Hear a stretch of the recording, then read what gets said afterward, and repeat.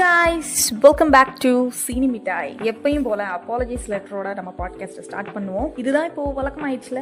Anyway கொஞ்ச நாள் எக்ஸாம்னாலையும் personal இஷ்யூனாலையும் podcast போட தவறி விட்டேன். நம்பி ஏமாறதுக்கு அவனு சொங்கியும் கிடையாது, உன்னை மாதிரி மங்கியும் கிடையாது.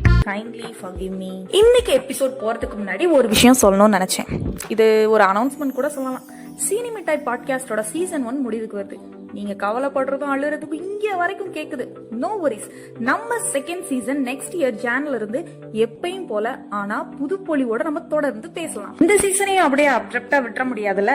அதனால டிசம்பர் வரையும் கண்டினியூ ஆக தான் போகுது அப்படின்ற ஹாப்பியான ஒரு நியூஸ் சொல்லணும்னு நினைச்சேன். வாங்க நம்ம இந்த ஹாப்பி நியூஸோட நம்ம டாபிக் உள்ள போலாம்.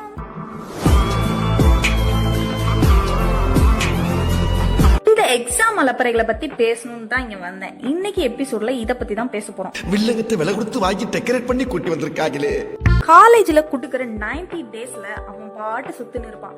இன்டர்னல் கூட இந்த அந்தாண்டு ஓட்டிட்டு திடீர்னு ஒரு ஞானோதயம் வந்த மாதிரி இந்த எக்ஸாம்ல நிறைய மார்க் எடுக்கிறோம்டா, டிஸ்டிங்ஷன் வாங்கணும்டா அப்படின்னு எக்ஸாமுக்கு ஒரு நாளுக்கு முன்னாடி நினைக்க தோணும். என்ன சப்ஜெக்ட் இருக்குன்னு கூட தெரியாது. அதை விட மோசம் என்னன்னா காலேஜுக்கு ஒழுங்கா வரதில்ல. பாதி நேரம் கல்ச்சுரல்ஸ்ன்னு வேற காலேஜ்ல ஓடில போயிடுறது. இது பத்தாதுன்னு கிளாஸ்ல எடுக்கிற மேம்க்கு எல்லாம் பிரச்சனையை கூட்டிட்டு நிறைய அவுட்ஸ்டாண்டிங் ஸ்டூடெண்ட் தான் இருப்பாங்க. அதே இடத்துல சுத்தாத.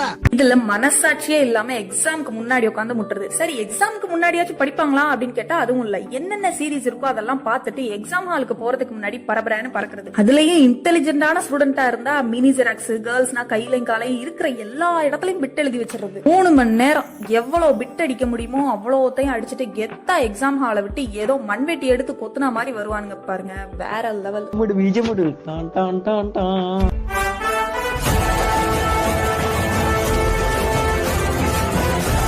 பசங்க தான் இப்பெல்லாம் இருப்பாங்க அப்படின்னு நினைச்சீங்கன்னா அப்பெல்லாம் கிடையாது. ரெண்டும் ஒண்ணுக்கு ஒண்ணு சலைச்சது இல்ல அப்படின்ற மாதிரிதான் இருக்காங்க. இதுல ஒரு டைப் இருக்கும், பிட் அடிக்கிறதுக்குனே சோம்பேறித்தனம் பட்டுட்டு வீட்டுல நீட்டா ஒரு ஷீட்ல எழுதிட்டு அதை அப்படியே அட்டாச் பண்ணிட்டு யாரா நீங்களா அப்படின்ற மாதிரி இருக்கும். இன்னொரு கூட்டம் பிட் அடிக்காம தன்னோட சொந்த கதை, சோக கதை, முக்கியமா சினிமா லிரிக்ஸ் எல்லாம் போட்டு கொலகொலன்னு குழப்பி ஒரு மிக்சர் பண்ணி வச்சிருப்பாங்க. இதெல்லாம் பார்க்கும்போது இந்த மிக்சரை திருத்துறவங்க இருக்காங்க பாத்தீங்களா, அவங்கள பார்த்தா ரொம்ப பரிதாபமா இருக்கும். திருத்துறவங்களுக்கே தெரியும் எவன் பிட் அடிச்சிருக்கானு. இருந்தாலும் மனச கல்லாக்கிக்கிட்டு மார்க்க போட்டு பாஸ் பண்ணி விடுவாங்க. இப்போலாம் எவ்வளவோ கேட்ஜெட்ஸ், டெக்னிக்ஸ் எல்லாம் வந்துருச்சு. எதுக்கு? காப்பி அடிக்க. நம்ம நாடு எதை நோக்கி போயிட்டு இருக்குன்னே தெரியல. நம்ம சீனி மிட்டாய் என்னைக்குமே பிட் அடிக்கிறதையோ காப்பி அடிக்கிறதையோ இந்த மாதிரி மினி ஜெராக்ஸ் போடுறதையோ ஆதரவு பண்ணாது.